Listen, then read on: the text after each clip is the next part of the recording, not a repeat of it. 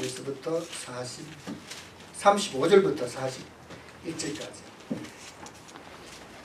여러분이 제가 한 절, 여러분이 한 절 교독하시겠습니다. 제가 가진 신약 성경책은 169쪽입니다. 169쪽 35절 제가 먼저 봅니다. 예수께서 이르시되 아직 잠시 동안 빛이 너희 중에 있으니 빛이 있을 동안에 다녀 어둠에 붙잡히지 않게 하라. 어둠에 다니는 자는 그 가는 곳을 알지 못하느니라. 너희가 아직 빛이 있을 동안에 빛을 믿으라. 그리하면 빛의 아들이 되리라. 예수께서 이 말씀을 하시고 그들을 떠나가서 숨으시니라. 이렇게 많은 표적을 그들 앞에서 행하셨으나 그를 믿지 아니하니 말씀이 이르렀습니다. 주여 우리에게서 들은 바를 누가 믿었으며 우리에게 나타났나이까 하였더라. 그들이 능히 믿지 못한 것은 이 때문이니 곧 이사야가 다시 일렀으되 저희의 눈을 하시고 저희의 마음을 구하게 하셨으니 이는 그들 하여금 눈으로 보고 마음으로 깨닫고 그들에게 고침을 받지 못하게 하려 합니다 하였습니다. 같이 봅니다.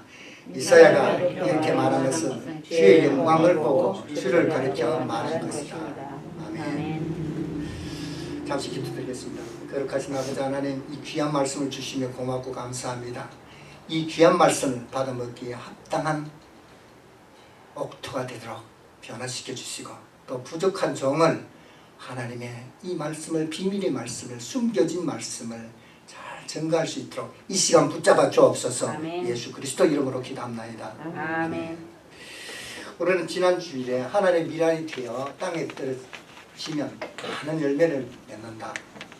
땅에 떨어져 죽으면 많은 열매를 맺는다는 그 내용을 가지고 은혜를 나눴습니다. 그것은 예수 그리스도의 십자가가 아니면 우리는 구원을 받을 수 없다. 예수 그리스도의 십자가의 필연성을 가르쳐 주시고 설명해 주신 구절이었습니다. 그런데 오늘은 하나님의 미랄이 떨어질 수밖에 없는 필연성을 설명해 주시고 나서 그것이 전적으로 하나님의 은혜인데 그 전적인 하나님의 은혜의 그리스도의 십자가의 복음에 대해서 좀 더 자세하게 부연 설명해 주는 부분입니다. 그래서 오늘 설교 제목이 숨으신 예수라는 제목인데요. 오늘 그 본문 중에 36절을 보면 너희에게 아직 빛이 있을 동안에 빛을 믿으라 하시고 그리하면 빛의 아들이 되리라. 예수께서 이 말씀을 하시고 저희를 떠나서 숨으시리라 이렇게 기록이 되어 있습니다. 여러분, 예수님께서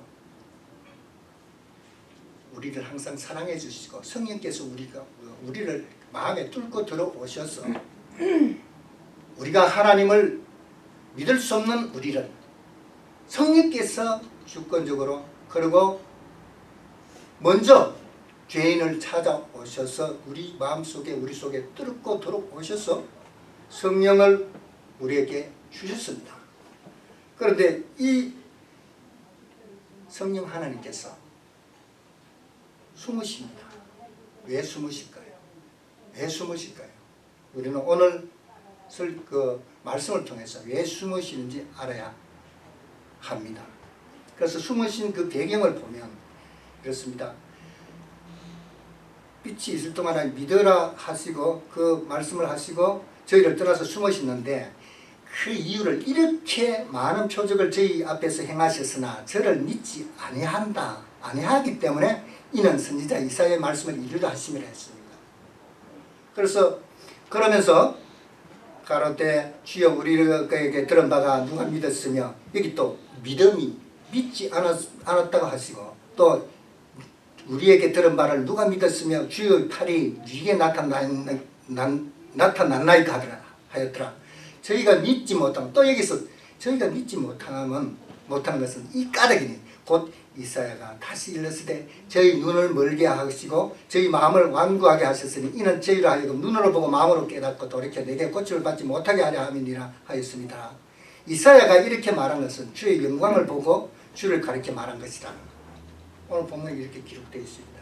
여기 보면 주님이 숨으시는데 그 주님이 숨으시는 것은 이스라엘의 그 백성들을 떠나서 숨으시는 그 이유가 이사야서에서 기록된 말씀을 이루려고 떠나셨다고 숨으셨다고 말씀하시고, 그 떠났으면 그들이 빛을 보지 못하게 하기 함이라고 두 가지를 이렇게 말씀하고 있습니다. 이렇게 숨으신 그 목적이, 이 두 가지 목적이 원인이 뭐냐 그러면 믿음이 없기 때문에 그렇다 하고 그렇게 말씀하고 있습니다. 그러니까 표적주의들 앞에서 많이 행했으나 그들이 믿지 아니하고요. 그리고 선지자 이사야가 한 말씀도 저들이 믿지 않기 때문에 저들의 눈을 가리고 귀를 막고 마음으로 깨달아 돌이켜 믿지 못하게 하라. 그렇게 고침받지 못하게 하라고 그렇게 말씀하십니다. 이 말씀은 이사야서 6장의 6장 9절에서부터 13절까지 말씀을 인용했는 말씀인데요. 이사야서 6장 9절로부터 13절을 제가 읽어드리면, 여호와께서 가라사대 가서 이 백성에게 이르기를 너희는 듣기는 들어도 깨닫지 못할 것이요 보기는 보아도 알지 못하리라 하여 이 백성의 마음으로 둔하게 하며 그 귀가 막히고 눈이 감기게 하라. 염려컨대 그들이 눈으로 보고 귀로 듣고 내 마음으로 깨닫고 다시 돌아와서 고침을 받을까 하노라. 이렇게 말씀합니다. 여기 보면 우시야 왕이 죽던 해에 이사야가 하늘 보좌에 앉으신 주님의 영광을 봅니다. 죄인이 주님의 영광을 보았기 때문에 화로다 내가 죽게 되었고 망하게 되었도다 그렇게 말을 합니다. 그때 주님께서 이사야의 입술에 숯을 가져다가 그 입술에 대면서 그의 죄와 악을 제하여 줍니다. 그러고 나서 내가 나를 위하여 누구를 보낼까 하니까 이사야가 나를 보내시옵소서 제가 가겠습니다 하고 나섰습니다. 그때 주님께서 이사야를 보내시면서 하나님께서 하시고자 하는 일을 가르쳐주고 말씀드리는 그 내용이 이사야서 6장 9절에서부터 13절까지 말씀입니다. 그 내용이 뭐냐면 제가 말씀드린 것처럼 이 백성에게 가서 눈을 가려서 보지 못하게 하고 귀를 막아서 듣지 못하게 하며 마음을 둔하게 만들어서 깨닫지 못하게 하라고 말씀하고 있습니다. 여러분, 하나님은 우리가 하나님의 말씀을 잘 깨달아서 하나님을 믿고 순종하며 구원받기를 원하십니다. 그러기를 원하시는 하나님이 왜 저 눈을 가리고 귀를 막아 마음을 둔하게 해서 깨닫지 못하게 하라고 말씀하셨을까요? 그것은 여기 보면 11절에 보면 이사야가 주여 어느 때까지입니까? 대답하시되 성읍들은 황폐하여 거민이 없으며 가옥들에는 사람이 없고 그 토지가 전폐하게 되며 사람들이 여호와께 멀리 옮기어서 이 땅 가운데 폐한 곳이 많을 때까지니라. 그 중에 10분의 1이 오히려 남아있을지라도 이것도 삼키는 바 될 것이나 밤나무 상수리 나무가 배임을 당하여도 거루터기는 남아있는 것 같이 거룩한 씨가 이 땅의 거루터기라. 여기 보면 이사야가 어느 때까지니까 하니까 주님께서 임시적으로 한시적인 그런 일이 아닐 것 같으면 대답을 안 하실 텐데 언제까지라고 말씀하시는데 성읍들이 폐하여지고요 거민이 없어지고 그리고 다 죽고 그 10분의 1이 남아있다 할지라도 그 10분의 1마저도 100% 다 폐하여질 때까지라고 말씀하고 있습니다. 그러고 나서 전부 다 죽고, 그러니까 인간은 전부 다 죽고, 그리고 나무가 배임을 당하여 그 거루터기가는 남아있는 것 같이 나무 밑둥 것도 다 잘라서 하나도 잎사귀가 없고 나무가 완전 죽었는데 그 거루터기가 남아있는 것 같이 그 거루터기에서 거룩한 씨가 이 땅의 거루터기입니다. 새로운 그 삭이 터서 새로운 씨가 거룩한 씨가 하나 있는데 거기서부터 다서 완전 새롭게 만드실 것이라고 말씀하고 있습니다. 그러니까 이사야서에서 말씀하신 것은 이 이사야가 말씀하신 그 내용은 정말로 주님께서 그들이 깨닫지 못하도록 하시고자 하신 것이 아니라 한시적으로 한시적으로 깨닫지 못하고 눈을 막고 귀를 막고 마음의 둔해서 깨닫지 못하게 했다는 것을 우리가 알 수 있겠죠. 그런데 왜 하나님이 주님이 이렇게 말씀하셨을까요? 이사야서에 있는 말씀은 여러분 이사야서를 보면 이사야가 이사야서가 이렇게 시작을 합니다. 하늘 위에 들으라 땅 위에 귀를 기울이라 내가 자식을 양육하였거늘 그들이 나를 거역하는도다. 그러면서 소는 인자를 알고 나귀는 구유를 알고만은 이 백성은 나를 도무지 알지 못한다. 그러니까 믿음이 전혀 없을 뿐만 아니라 이 당시에 이사야 선지가 예언할 이 당시에 이스라엘 민족이 도덕적으로 완전히 타락을 했습니다. 그리고 하나님을 거역하고 우상을 숭배하고 있었고요. 그러니까 하나님을 전혀 기억하지 않고 하나님을 전혀 섬기지 않는 그런 때이기 때문에 그래서 이 패역한 나를 거역하는 이 백성들 눈과 귀를 막아버려요. 그리고 마음이 둔해서 깨닫지도 못하게 하라. 그렇게 조치를 하신 것입니다.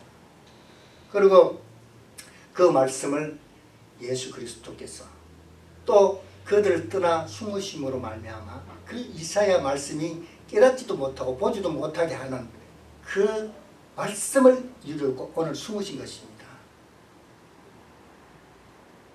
그래서 여기에 왜 믿음이 없는 자를 이렇게 하나님이 이렇게 하시는 경고의 말씀을 주는 것입니다.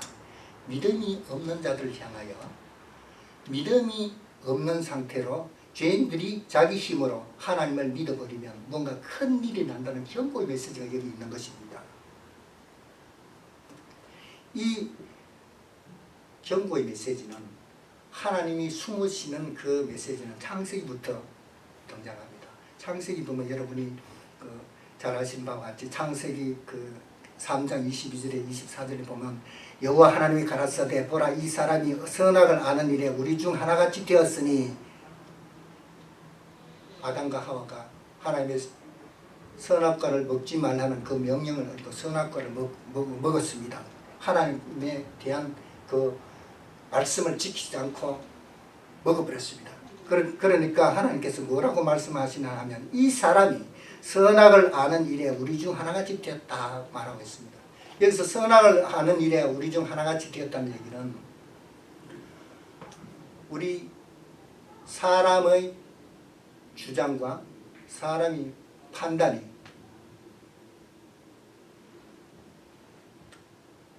사람의 생각과 가치와 기준과 그것이 판단의 기준이 되기 시작해서 선악을 하기 시작했다는 것입니다. 사람의 생각과 가치가 자기가 생각하는 그것이 판단의 기준이 됐다는 것입니다. 성경은 이것을 죄라고 말하고 있습니다.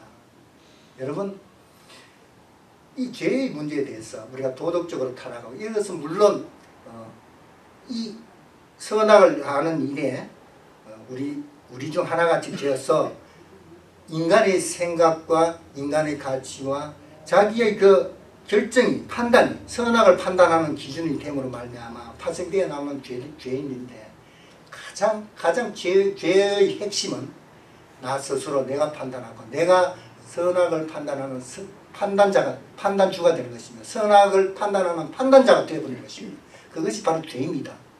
그래서 제가 신학교 다닐 때 아들 녀석이 아빠 죄가 뭐야? 죄가 뭐야? 여러분 죄가 뭐냐 하면 여러분 자신 있게 대답할 수 있어야 되는데 그 죄에 대해서 많이 듣고 해서 알기는 아는데 정확하게 죄가 뭐라고 설명해 줄 수 있습니까 여러분? 제가 신학교 다닐 때 그때는 하나님 앞에 불순종하는 것이 죄야. 그렇게 답변했는 것 같습니다. 그런데요 정확하게 죄는 내가 선악의 판단자가 되는 것입니다. 그것이 죄입니다. 그것이 죄이기 때문에 도덕적으로 타락한 사람도 자기 선악에 자기 생각대로 판단해서 자기가 판단자가 되기 때문에 예를 들어서 이렇습니다. 비즈니스를 많이 하는 사람이 아주 가난하고 어려운 남자가 가난한 사람이 있는데 그 사람에게 자식을 낳게 하고 그래서 한 뭉태기 이렇게 떼주면 그 사람에게는 좋은 거 아닙니까? 자기 생각이 좋은 거예요. 그러니까 자기 판단대로 하는 겁니다. 그럼 그것이 옳고 그런지 누가 판단해 줍니까? 자기 생각에 자기가 판단했습니까? 그리고 여러분 아이시스가 지금 화염을 하고 사람들을 아주 잔혹하게 죽입니다. 그러니까 이 아이시스는 누구나 봐도 다 잔혹하고 아주 악한 세력으로 다 보고 있는데 아이시스 있는 거기에 있는 전사들은 자기들이 선은 그 아이시스를 위해서 목숨을 바쳐서 하는 것이 그것이 자기들이 선입니다. 그러나 이것은 너무 극단적이기 때문에 모든 사람들이 그것은 선이 아니라는 걸 알기 때문에 그런데 여러분 러시아하고 우크라이나하고 크리미아 반도 때문에 이렇게 러시아가 크리미아 반도를 차지하고 이렇게 전쟁이 있잖아요. 러시아 사람의 군대는 러시아의 그 군대는 러시아를 위하여 충성을 하고 러시아가 이기는 것이 그것이 선입니다. 그를 위해서 일하는 것이 선입니다. 그러나 우크라이나는 반대지 않습니까? 그러면 축구를 할 때 여러분 축구 좋아하시고 올림픽 경기 때 축구가 한국과 다른 나라가 그 아프리카의 아주 가난한 나라에 그 어렵게 힘들게 훈련하고 그 올림픽까지 출전을 했는데 그러면 각 나라 사람들이 자기 나라 이기기 위해서 응원을 하게 되는데 선은 어디 있습니까 여러분? 각자가 자기 소견에 맞게 인간이 자기 판단자가 되어버리면 기준이 없다는 것입니다.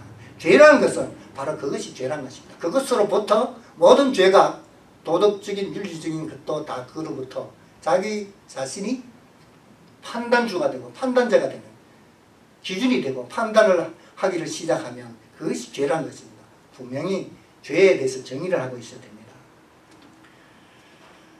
그래서 여기 보면 선악을 하는 일에 우리 중 하나같이 되어서 그들이 그가 그 손을 들어 생명나무 실과도 따먹고 영생할까 하노라 하시고 그래서 이 사람들을 하나님께서 에덴 동산을 쫓아내고 거기에 접근하지 못하도록 생명나무의 실과를 먹지 못하도록 두루두rum 화염금으로 그리고 그룹들이 지키도록 만들었습니다. 이것은 예수님이 숨으신 것 같이 창세기부터 하나님은 숨으셨다는 것입니다. 인간이 범죄하고 믿음이 없을 때 하나님은 숨으셨다는 것입니다. 그러면 여기 보면 그들이 손을 들어 생명나무 실과도 따먹고 영생할까 하노라 이 걱정 때문에 하나님께서 접근하지 못하도록 주님이 숨으셨는데 그럼 영생이란 무엇일까? 여러분 영생이라는 것은 시간적으로 오래 사는 것을 말씀하고 있는데 만약에 여기서 영생이 오래 사는 것이라면 여러분 죄인들도 영생하잖아요. 믿음의 사람은 생명의 부활로 영생을 하게 되는 것이고 불신자는 영원히 꺼지지 않는 그곳에서 영원히 고통당하기 때문에 영생이라는 것은 두 쪽 다 있습니다.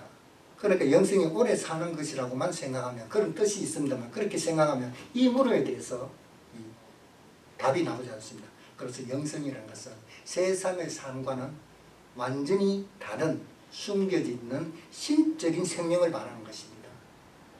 신적인 성품이 있는 신적인 생명을 말하는 것입니다. 그래서 그 생명나무 실과를 먹으면 영생이 가능해진다는 말입니다. 그래서 하나님께서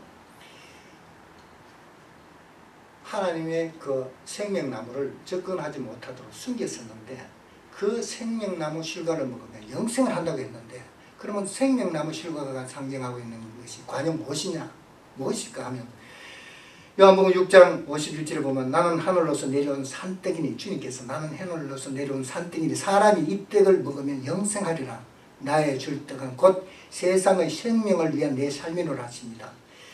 하나님께서 생명나무 실과를 따먹지 못하도록 그들이 영생할까 걱정이 돼서 염려해서 그 아담과 하와가 접근하지 못하려고 했는데 그 영생이 주님이 이 땅에 오셔서 나는 하늘의 떡이라고 말씀하시고 생명의 떡이라고 말씀하고 있습니다.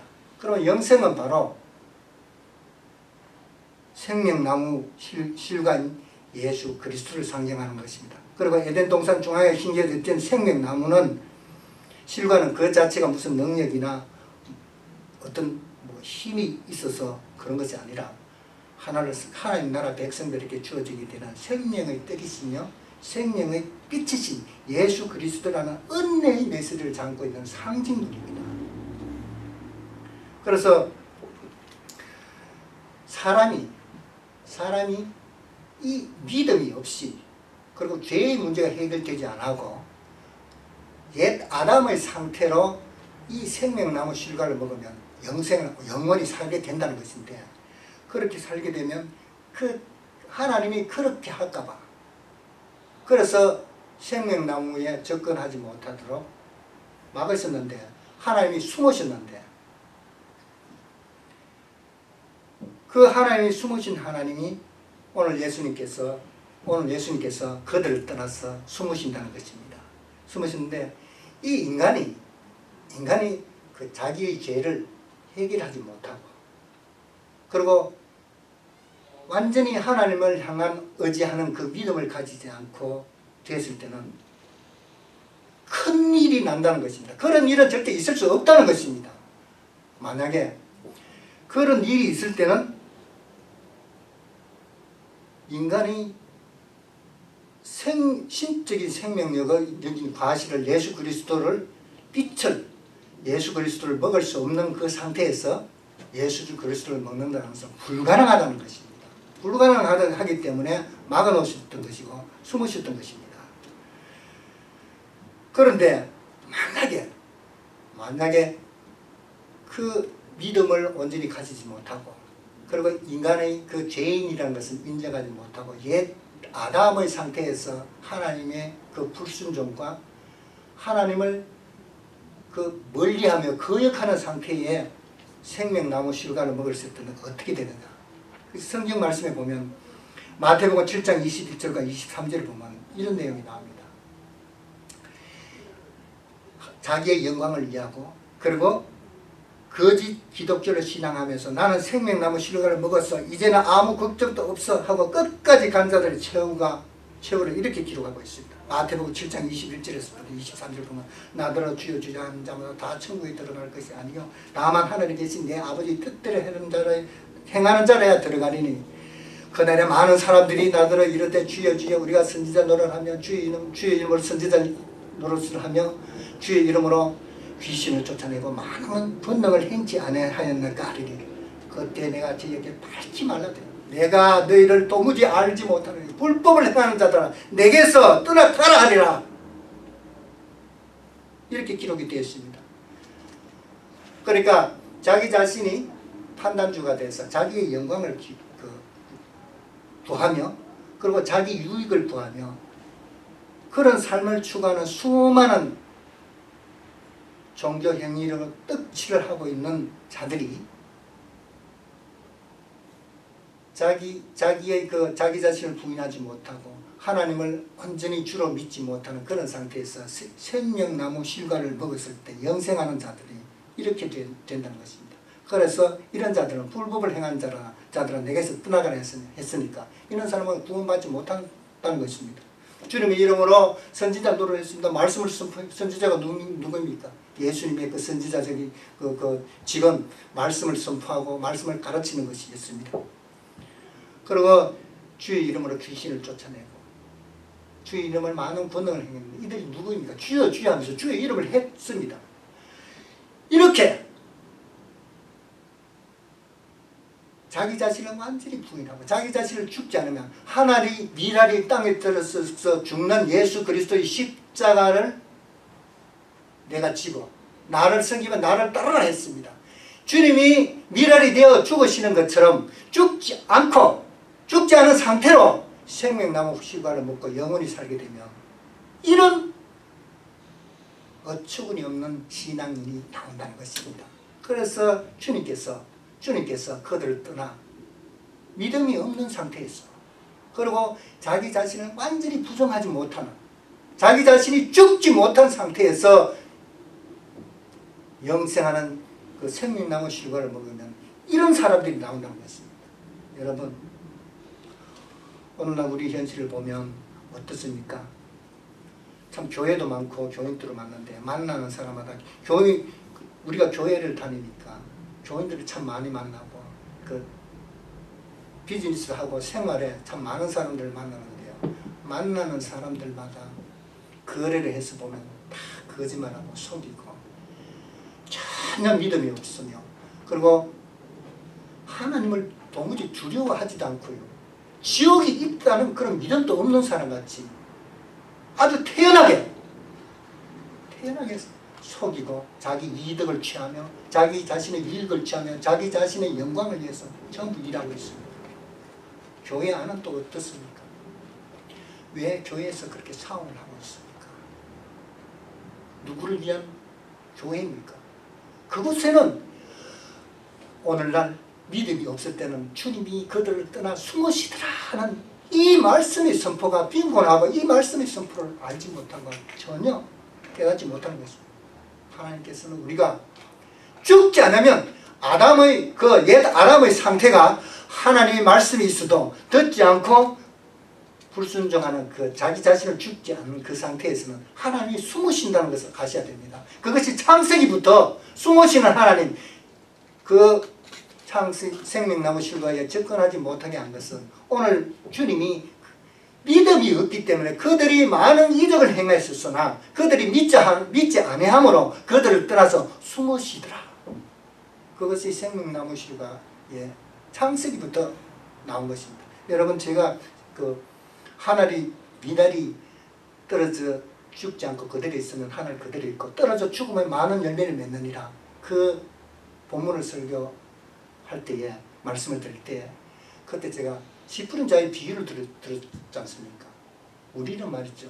죽지 않으면 도무지 옥토가 돼서 옥토만이 30배, 60배, 100배의 결실을 맺게 되는데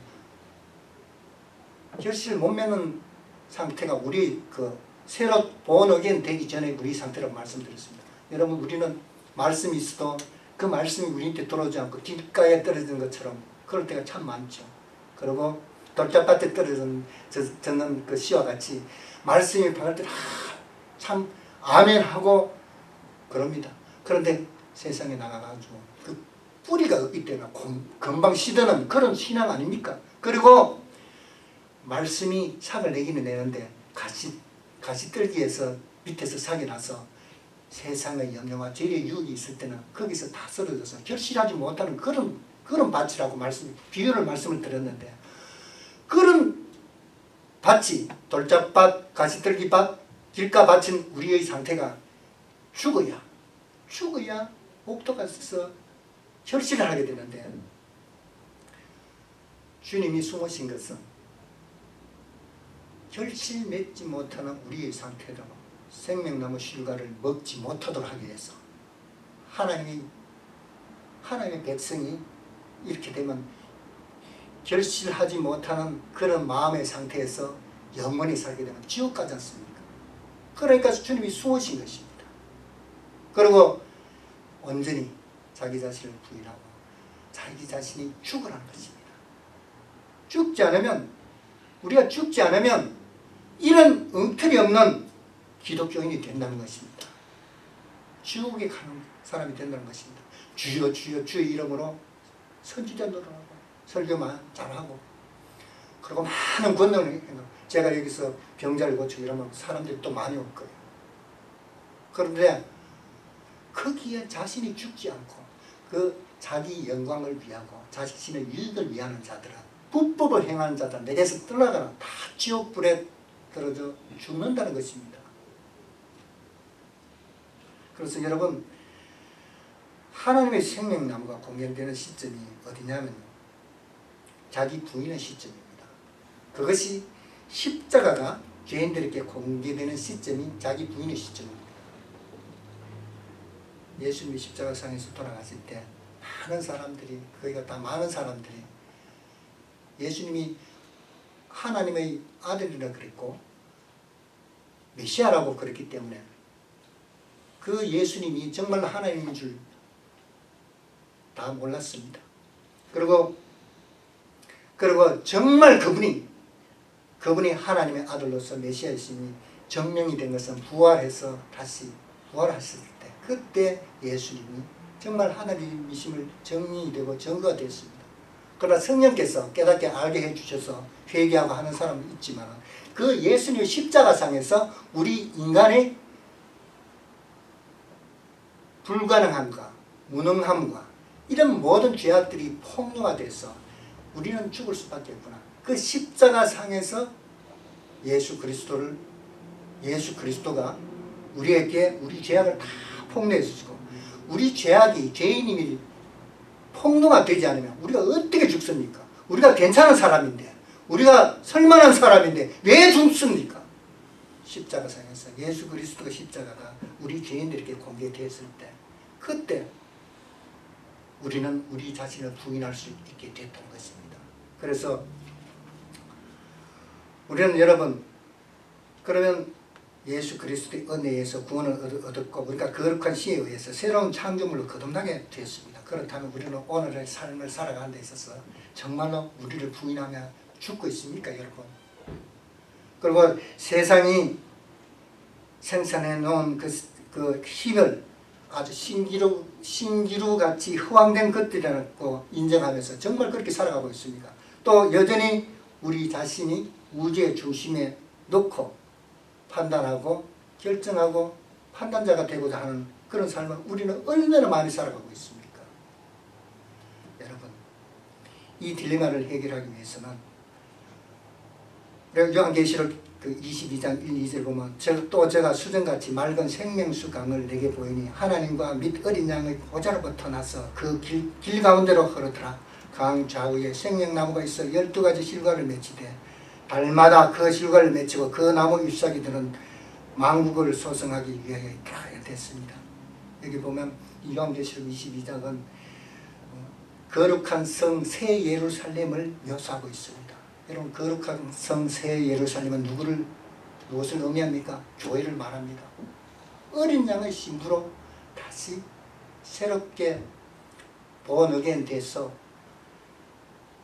어린 양이 어디로 가는지 인도해가며 순종하며 따라가는 그런 자들이 그 있는 거룩한 성 새 예루살렘을 말하고 있는데, 그 자들이 바로 교회를 말하고 있습니다. 새롭게 십자가를 통해서 우리가 죄인임을 완전히 인정하고 예수 그리스도가 십자가상에서 하나님의 미랄에 되어 죽은 것 같이 우리 자신을 죽이는 자, 우리 자신을 온전히 부정하는 자, 그런 자들이 모인 것이 바로 새 예루살렘 성입니다. 새 거룩한 성 새 예루살렘입니다. 새 예루살렘은 이런 새롭게 태어나는 성도를 말하는 교회를 말하고 있습니다. 교회는 여러분 자신 한 사람이 다 성전이요 교회입니다. 그러면 생명나무가 우리 가운데 심겨져 있다는 것인데, 여기 보면 생명나무가 우리 가운데 심겨져 있고 교회 안에 심겨져 있습니다. 심겨져 있는데, 여기에 우리는 새 예루살렘의